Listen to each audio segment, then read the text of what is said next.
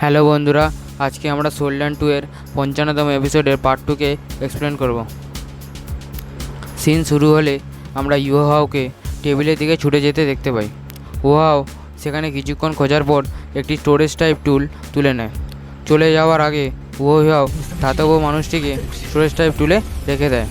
তিনি দুটো storage type টুলটিকে তার নিজের স্টোরেজ টাইপ সোল টুলে রেখে দেয়। সে শুধু ভাবছিল কীভাবে এই জায়গা ছেড়ে যাবে। ইউহাও পালানোর সময় দেখতে পায় একজন কালো বস্ত্রপরিহিত ব্যক্তি উপরের ছাদ ভেঙে নিচে নামতে। সে দ্রুত নিজেকে লুকিয়ে নেয়। ইউহাও দেখতে পায় লোকটি সিঁড়ি বেয়ে ওপরে উঠে যেতে এবং সেখান থেকে একটি বস্তু ছিনিয়ে নেয়, যার মধ্যে একটি 70,000 বছরের আত্মাজন্তুর ভুন ছিল।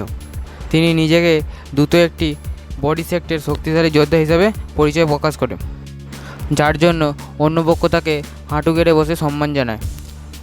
তিনি ইউহাওকে আত্মাজন্তুর ভুনটি ধরিয়ে দেয়। ইউহাও আত্মাজন্তুর ভুনটিকে নিজের স্টোরেজ ব্যাগে রাখতে ব্যর্থ হয়। তখনই তিনি নিজের ভুল বুঝতে পারে, কারণ স্টোরেজ টাইপ টুল উচ্চ শ্রেণীর সোল টুল ধারণ করতে সক্ষম হবে না। ইউহাওয়ের গোপনীয়তা ফাঁস হওয়ায় দুজনে সংঘর্ষে লিপ্ত হয়। এতে গড়-সিলিং বেদি ধ্বংস হয়ে একটি বিস্ফোরণ ঘটায়। এই সময় ইউহাওয়ের মনে একটি বিস্মিত কণ্ঠ বেজে উঠল। এটি কিভাবে সম্ভব? ঠান্ডা সামলাতে জেট স্করপিয়ন একটি বাতাসের সতেজ দমকা প্রকাশ করেছিল। ইউহাও দেখতে পায় তুষার সাম্রাজ্ঞী একা দুজন সোলমাস্টারের সাথে লড়াই করছে। তুষার সাম্রাজ্ঞী যখন দেখল সে আর নিজেকে ধরে রাখতে পারবে না, তখন তিনি নিজেকে আত্মাংশে উড়িয়ে দেয়। প্রচণ্ড বিস্ফোরণে সব কিছু ছিন্নভিন্ন হয়ে যায়। সোলমাস্টাররা ক্ষতির সম্মুখীন হয়। একটি দুর্বল মহিলা কণ্ঠ উত্তর দিল, ভিঙার, তুমি এখানে কেন? আপনি এমনকি একটি মানুষের শরীরে? তুষার সাম্রাজ্ঞীর কণ্ঠ ইউহাওয়ের আধ্যাত্মিক জগতে অনুরণিত হলো। তুষার সাম্রাজ্ঞী, তোমার কি আমার কথা মনে আছে? স্কাইডিম আইসওয়ার্ম জিজ্ঞাসা করলো।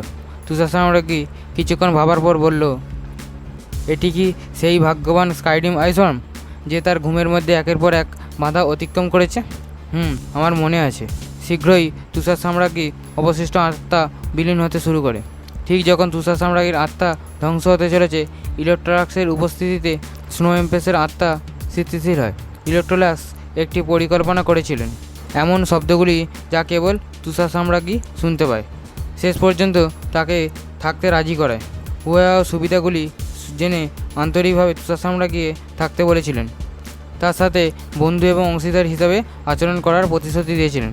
তার বেঁচে থাকার আকাঙ্ক্ষা তার গর্বের উপর জয়লাভ করেছিল এবং সে সম্মত হয়েছিল।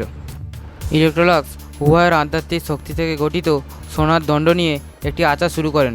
গোল্ডেন রুনগুলি তুষার সাম্রাজ্ঞীর উপর গোলাকারে অঙ্কিত হয়ে ধীরে ধীরে তার ঐশ্বরিক অনুভূতিকে স্থিতিশীল করেন এবং তার উৎসকে একটি স্নো লোটাসে সিলমোহর করে।